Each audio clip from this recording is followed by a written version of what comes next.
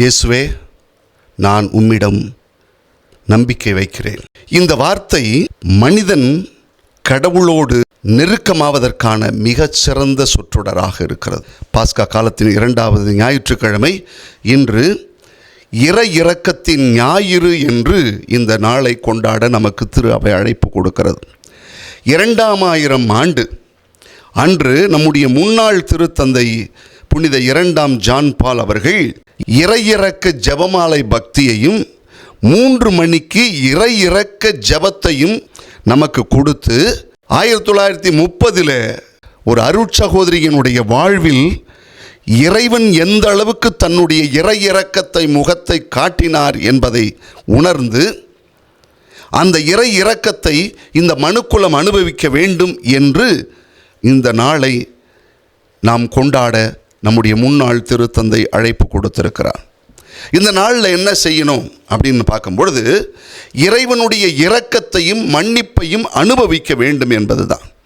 அதில் என்ன சொல்கிறாங்க, நல்லா கவனித்து பார்த்தா, நல்ல பாவ சங்கீர்த்தனம் செய்து நற்கருணை உட்கொள்வதோடு அல்லாமல் நம்முடைய ஆன்மாவை பாவங்களிலிருந்தும் அதனுடைய தண்டனையிலிருந்தும் முழுமையாக மன்னித்து காப்பாற்ற வேண்டும் என்று.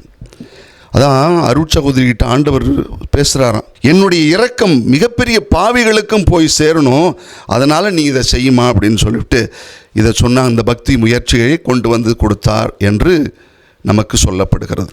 ஒரு முதியவர் தன்னுடைய வாழ்வை நினைத்து எப்பொழுதாவது அப்பப்போ ரொம்ப வேதனைப்படுவார், கலங்குவார். என்ன கலங்குறாருன்னா, கடவுள் என்னுடைய எண்ணற்ற பாவங்கள், என்னுடைய வாழ்வில் சேர்த்து வச்ச பாவங்கள் எல்லாம் எப்படி மன்னிப்பார்?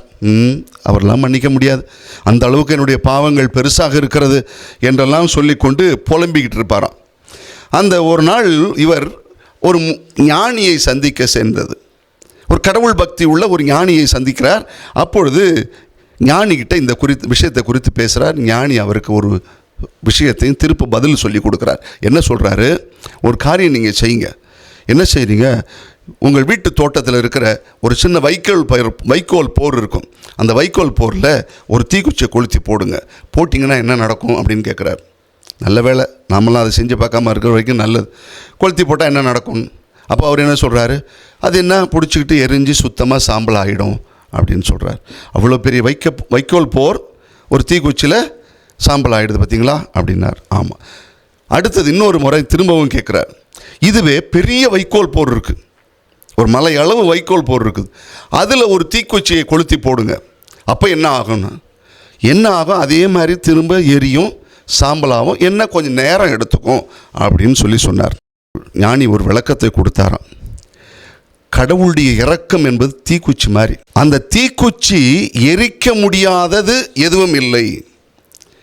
கடவுளுடைய இரக்கம் தீக்குச்சி மாதிரி இருக்குதுன்னா உன் பாவம் எவ்வளவு பெரிய மலையளவாக இருந்தாலும் அது அத்தனையும் எரித்துவிடும்.